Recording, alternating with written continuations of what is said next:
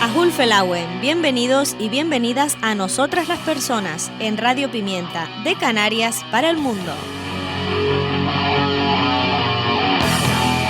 Un programa de radio realizado por Baladre, Coordinación de Luchas contra el Paro, el Empobrecimiento y la Exclusión Social. ¿Quieres saber más sobre Baladre, realizar alguna aportación, conocer sus actividades? Pues entra ya en nuestra web coordinacionbaladre.org.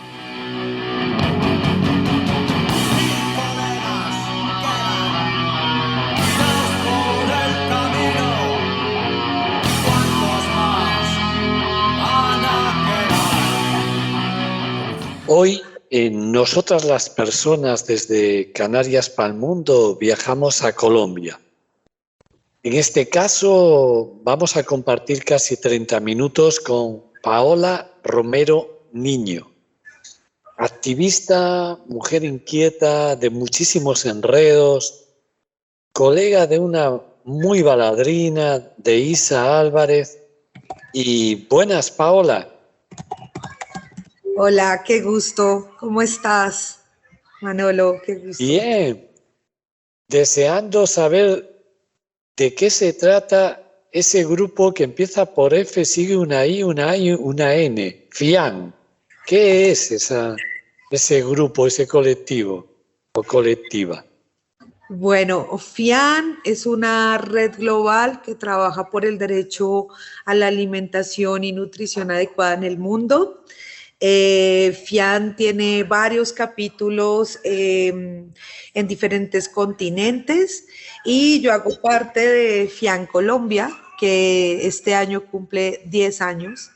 Y FIAN tiene carácter consultivo ante Naciones Unidas.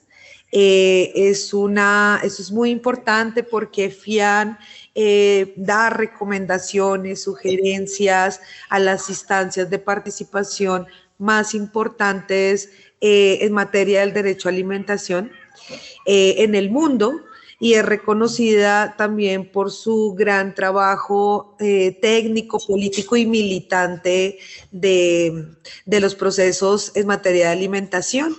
Y una cosa muy clave es que trabajamos de la mano con los movimientos sociales del mundo, con Vía Campesina, con Maela, bueno, con muchísimas organizaciones, haciendo muchísima incidencia para que los gobiernos garanticen como titulares de obligaciones el derecho a la alimentación en una apuesta hacia la soberanía alimentaria, y de la mano con la agroecología y por supuesto, con el reconocimiento de las luchas campesinas, feministas, anticoloniales y totalmente solidaria a nivel global de los diferentes procesos sociales de campesinado.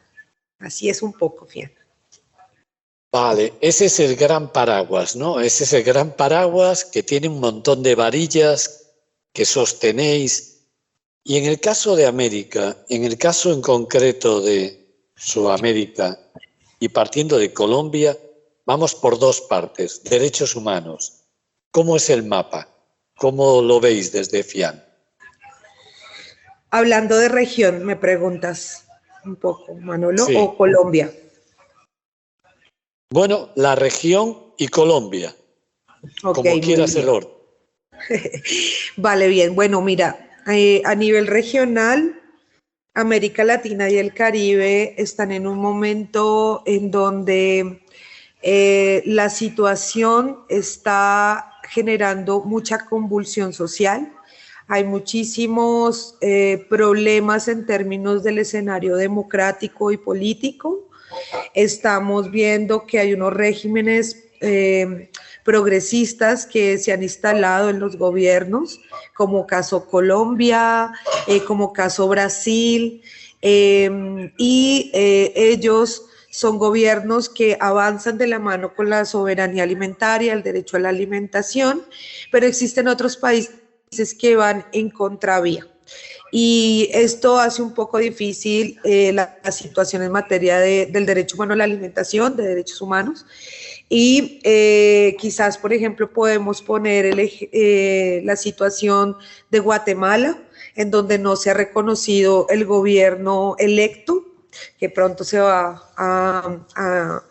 a instalar en enero, y han tenido muchísimas situaciones de hostigamiento interno en los movimientos sociales, pero también en Ecuador estamos viendo una cantidad de incorporación de mafias, del narcotráfico, de grupos armados, donde están afectando a los defensores de derechos humanos. Eso no pasaba en Ecuador antes. Y también lo que estamos viendo es un problema migratorio muy grande, Venezuela y otros países que están incrementando situaciones de violencia y situación de hambre. En los países de América Latina y del Caribe hay una situación de inseguridad alimentaria enorme, a pesar de tener todas las condiciones geográficas y ecológicas para producir el alimento, y estas situaciones también se deben a las dificultades que hay en términos de infraestructura, de apoyo a los procesos de producción comunitaria que existen en los países. También hay muchas dificultades en términos de que los gobiernos tienen convenios y grandes negocios con las grandes corporaciones de monocultivos, con grandes corporaciones que producen productos comestibles ultraprocesados, y las subvenciones y los apoyos económicos, la disminución de los impuestos, se va a este tipo de corporaciones y no se va a los procesos de producción propia de alimentos, y eso ha generado también un aumento, por ejemplo, de la obesidad, del exceso de peso, porque las personas estamos en América Latina y el Caribe, que tiene tanta producción, digamos, gastronómica propia de alimentos, estamos transitando hacia un régimen de dieta corporativista, en donde estamos cambiando nuestros hábitos de alimento, ya no tanto el consumo propio de alimentos propios, sino que estamos, por ejemplo, en comunidades rurales, incluso en Colombia, aquí la Coca-Cola es más barata que el agua.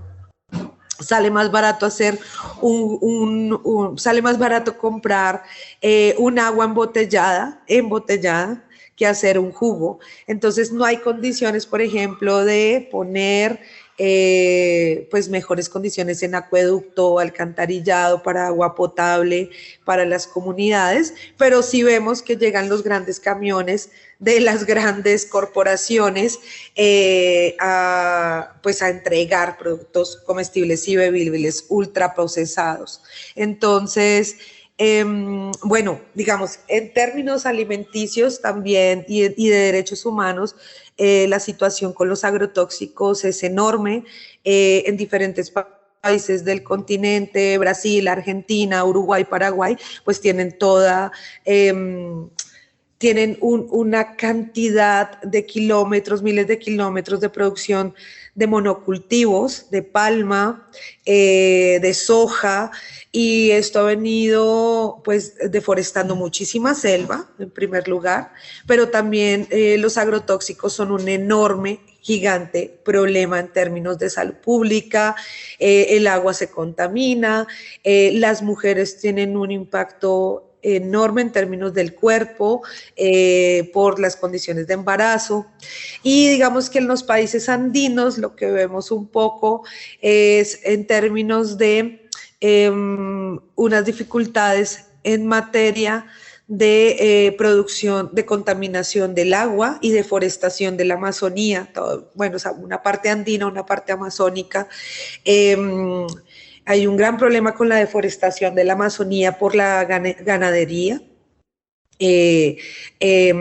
Digamos, se está tumbando selva para poner ganado, y como sabes, la contaminación por la producción de dióxido de carbono por la ganadería es enorme, y esto está afectando bastante. Y bueno, a nivel del mar, también todas las zonas costeras que existen en el Caribe, en América Central, y en el Pacífico.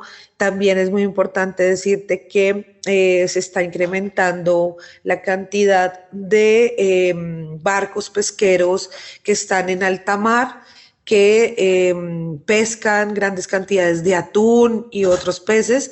Eso también en condiciones de los trabajadores rurales, en condiciones pésimas, casi de esclavitud. Acá en Colombia tenemos un caso de un sindicato de mujeres pesqueras de atún en donde están en alta mar, en condiciones de semanas y días metidas en sus barcos. Por ejemplo, no tienen condiciones higiénicas como para cuando tienen el periodo, y tienen unas condiciones pésimas en salud pública. Y estos, digamos, afectaciones desde lo humano, ¿no? Pero desde la naturaleza es también muy importante porque se están afectando los ecosistemas marítimos. Y bueno, el tema de la tierra también es muy importante decirlo, la privatización de la tierra en manos de terceros. En toda América Latina y el Caribe también vemos eso, una tercerización. Entonces, y una privatización de la tierra. Así que, bueno, hay una situación un poco difícil en términos de los derechos humanos y en materia relacionada con el alimento. Claro, y FIAN está en toda América, entiendo, ¿no? O sea, no solo en Colombia. FIAN tiene, está en FIAN Paraguay, estamos en FIAN Ecuador, FIAN Brasil, FIAN Guatemala, FIAN Honduras, FIAN México, FIAN Colombia y FIAN Haití. 8 países. 8 países de toda América. ¿Y cómo desarrolláis cotidianamente vuestro trabajo? ¿Qué capacidad de autonomía tenéis para con los gobiernos? ¿Cómo sois? Bueno, nosotras hacemos un trabajo de incidencia súper fuerte. Digamos que los FIANes se caracterizan por hacer ese puente en llevar las voces de las personas, fortalecer la agencia de las comunidades para llevarlas hacia los tomadores de decisión, hacia los gobiernos locales, gobiernos nacionales y gobiernos internacionales. Entonces, ayudamos a hacer bastante estrategia de incidencia con congresistas, a hacer bastante acciones comunicativas para presionar en la toma de decisiones. Entonces hemos estado participando en proyectos de ley. Por ejemplo, acá en Colombia hemos hecho una coalición con varias organizaciones también, nos aliamos mucho con varias organizaciones para posicionar un tema en materia del derecho a la alimentación. En Colombia, por ejemplo, hace 2 años logramos la ley de comida chatarra, que es la ley de etiquetado frontal de advertencia. Entonces ahora en los productos comestibles ultraprocesados te sale exceso de grasa, exceso de sodio. Eso no lo teníamos en Colombia, el etiquetado. También en materia de impuestos saludables logramos que se pusiera un impuesto a las bebidas endulzadas y por primera vez en el mundo impuestos a los productos comestibles ultraprocesados.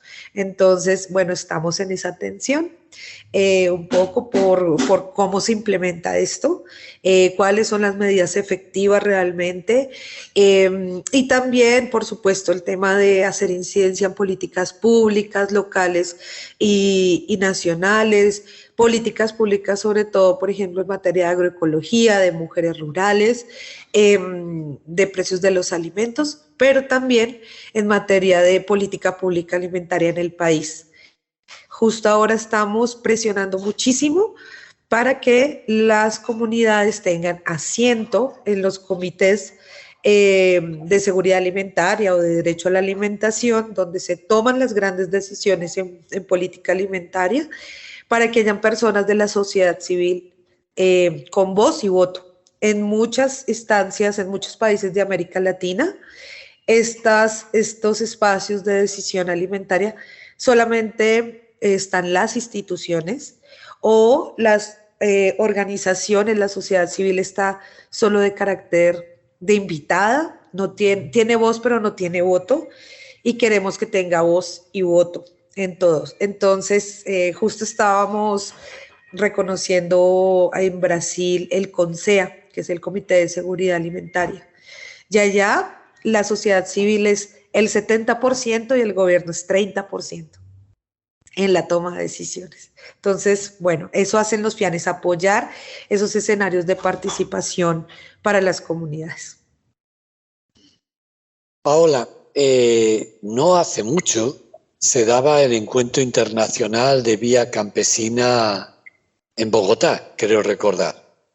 Y FIAN desarrollasteis una iniciativa, un panel, un encuentro, bajo más o menos el título de Derechos Humanos, Soberanía Alimentaria, pero sobre todo con mujeres y derechos campesinos, ¿no?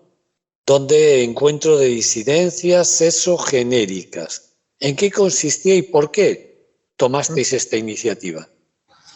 Bueno, nos hemos dado cuenta que muchos de los movimientos que trabajan por el derecho a la alimentación están basados, en primer lugar, por unas miradas muy androcéntricas, muy patriarcales, y también muy antropocéntricas, muy giradas alrededor de los hombres son los que participan y hablan, las mujeres que son las que cultivan y producen el alimento y el pan coger siempre están haciendo el trabajo como de hormiguita, y quienes participan en esos escenarios de decisión son los varones.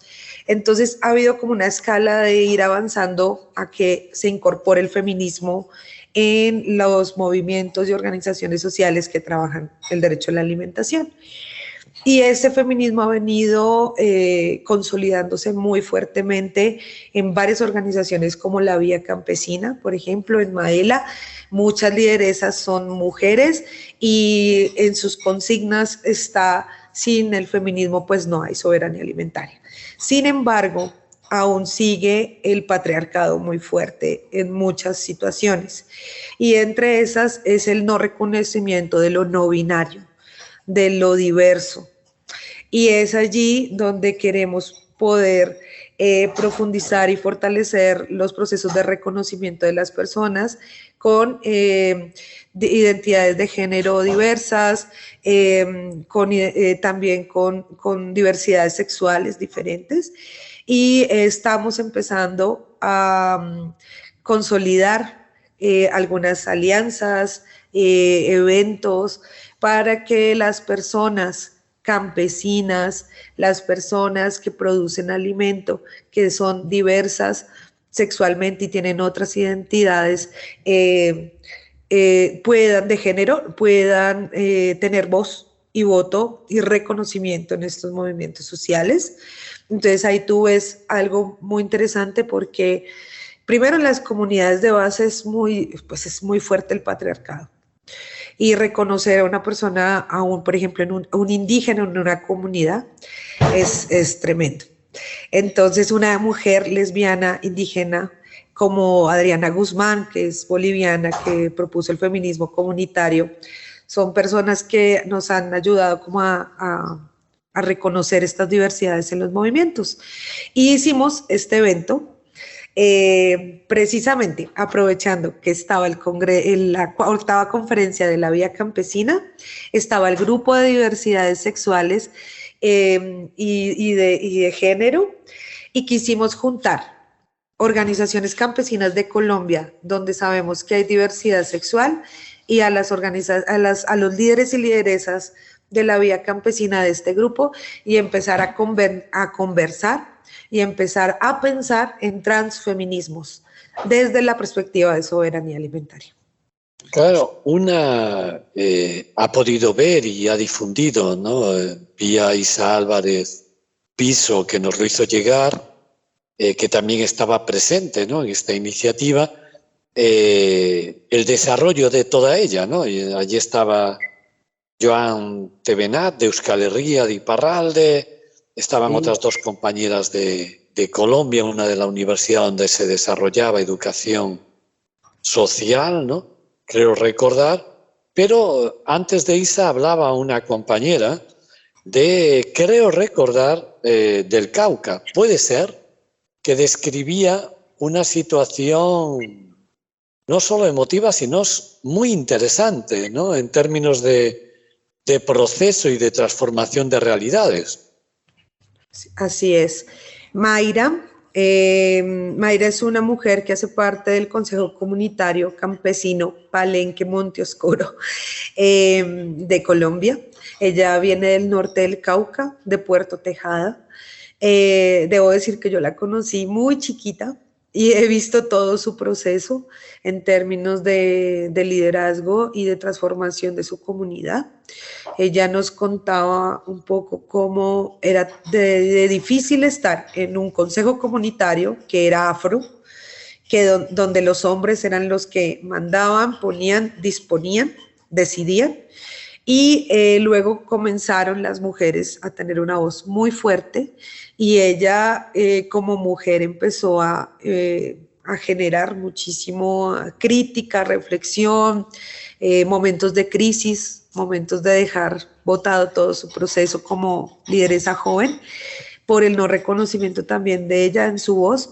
Y cuando ya lo logran, ella empieza también ya un poco más grande a tomar decisiones sobre su cuerpo y ella es una persona muy importante en su comunidad y ella empezó a generar un contrasentido en términos de su identidad sexual y sus contradicciones y nos contaba cómo era de difícil, bueno, decir soy una mujer lesbiana afrocampesina en una comunidad donde es tan patriarcal, incluso cuando las mujeres están hablando.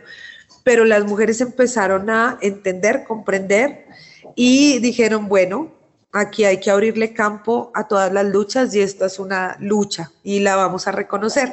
Y es el momento como de que se está en proceso de reconocimiento de grupos de diversidad sexual y de género en estos consejos comunitarios. Y bueno, se está abriendo el escenario, eso, decirlo, sin que no corran riesgo sus vidas, porque son comunidades donde está el conflicto armado presente, donde viven todo el tiempo. Hay muchos conflictos sociales, pobreza, pero también mucho patriarcado. Y esto, el reconocerse públicamente también es un momento donde ya ha pasado situaciones de peligro, ¿no? Y de seguridad. Entonces, es importantísimo el testimonio de Mayra por eso, por su valentía en todo su proceso y por su liderazgo. Vamos a la otra parte, la soberanía, ¿no? Aunque está todo ligado y tú además en tu exposición lo has hecho, ¿no? Vincular todo, ¿no? Derechos humanos es también el derecho a la alimentación. Y nosotras en Balada estamos muy preocupadas por qué comen las que mal comen. En concreto, aquí por lo menos en lo que es el Estado español, la gente que mal come toma alimentos, pero no toma nutrientes. No, son cosas comestibles, que diría Isa, pero que no ayudan, que no nos nutren, que no nos posibilitan vida. ¿Cuál es la situación en Colombia, en este caso? Vamos a centrarnos. Bien, ¿qué comen las que mal comen, no? Es sí. La consigna. Las de abajo, las sí. De la zona sur de Bogotá. Sí, así es. Bueno, hay una cantidad de situaciones muy complicadas alrededor del tema alimentario. Por ejemplo, en materia de inseguridad alimentaria, hay muchísima inseguridad alimentaria en Colombia y la mayoría de familias que están en inseguridad alimentaria son de mujeres cabeza de familia, ¿sí? Y esto pues es un poco peor aún. También en las estadísticas nos dicen que quienes más tienen inseguridad alimentaria en las comunidades son las mujeres indígenas y las mujeres afro. Así que esto como que trae una doble o triple opresión, ¿no? De discriminación. Vas tú mirando como quiénes son las más pobres son las que más mal comen, pero además también son las mujeres, ¿no? Y las niñas. Y en este caso, quienes que comen, bueno, encontramos que frente al acceso real de alimentos en términos económicos, las familias están consumiendo productos comestibles ultraprocesados más que alimentos reales en algunas situaciones, porque son productos que salen más económicos a veces que un alimento real y verdadero, que se le dificulta llegar a la ciudad con buenos precios. Y por ejemplo, nosotros estamos viendo que las personas compran bolsitas de aceite pequeñas que piden, acá se dice, para que les presten para que les den un poco de días para pagar. Entonces, la gente saca prestado por mucho dinero para poder consumir alimento. Entonces, lo que estamos viendo es que la gente está alimentándose por medio de deuda, ¿sí? La gente no tiene permanentemente el recurso, no le alcanza de su salario, de lo que gana diario, para alimentarse bien.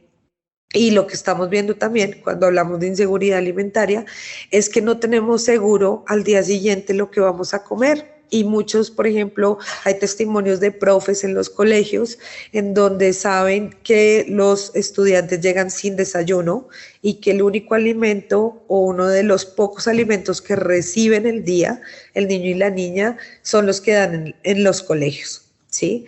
En los colegios públicos, sobre todo. Y son alimentos que en su mayoría son paquetes, son enlatados, son cajita, entonces están comiendo, lo que están comiendo no son alimentos, lo que están comiendo son productos que son comestibles, que sí te calman el apetito, pero no te nutren biológicamente, no te nutren espiritualmente ni culturalmente, porque son productos que no tienen memoria alimentaria. Nosotros en FIAN Colombia decimos que pierden la matriz alimentaria, y cuando pierdes la matriz alimentaria, estás perdiendo la matriz de la naturaleza, de la riqueza y la diversidad biológica, porque son productos que están tratados tan artificialmente que no contienen casi nada de realmente las proteínas y nutrientes reales, sino que son adiciones. Y a medida que se van produciendo, van perdiendo lo que es natural. Y son productos que si tú miras la etiqueta, tú no reconoces ningún ingrediente de esos, no los tienes en tu cocina, ¿sí? No sé, hay muchísimos como el glutamato monosódico, eso tú no lo tienes en la cocina, pero lo ves en todos los paquetes. Y es cancerígeno, ya la Organización Mundial de la Salud salió a decirlo, pero es lo que están comiendo las que mal comen. Estamos comiendo productos cancerígenos, estamos comiendo también cuando llegan frutas, verduras, con agrotóxicos en grandes cantidades, porque a los campesinos y a las campesinas los paquetes de químicos les sale más barato o se los venden, se los imponen también, ¿no? O los grandes monocultivos también utilizan los agrotóxicos. Entonces nos estamos enfermando, pero no nos estamos nutriendo y no estamos tratando de alimentar nuestro espíritu, porque alimentarse no solamente es esa acción de consumir algo, sino es lo que está detrás de ese alimento, la memoria alimentaria, la cultura y el bien común que es el alimento, ¿no? Bueno, queda un minutillo que me interesa mucho, o sea, tus emociones, tus sensaciones. Tenéis un nuevo gobierno, generó muchas expectativas, pero una no sabe si realmente entre lo que digo, prometo y planteo y lo que hago, ¿Hay distancia o simplemente es un enunciado de voluntades, de deseos? ¿Cómo está la cosa en Colombia? ¿Cómo lo vives?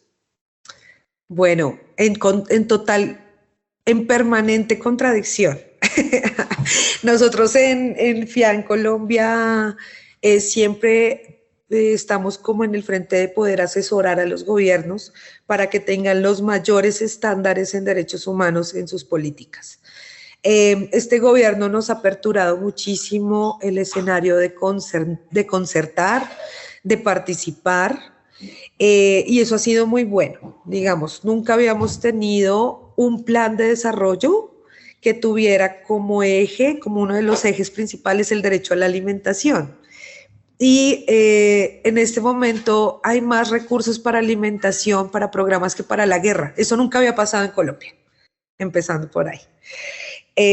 Así que es un momento importante para nosotras, políticamente hablando, pero por supuesto los gobiernos tienen que hablar con la industria, con las grandes corporaciones, y eso ha generado un montón de contradicciones en términos de que avanzas por este lado, pero por el otro estás haciendo lo contrario. Y lo que hemos visto es eso. Entonces, seguimos presionando al gobierno y avanzando. Paola Romero Niño. Oye, un gustazo y seguro que repetimos, ¿vale? Claro FIAN, sí. Hoy lo hemos conocido y seguro que con el tiempo nos iréis comentando más cositas de vuestras realidades. Mil gracias. A ti, Manolo, un gran abrazo. Muchísimas gracias por esta oportunidad.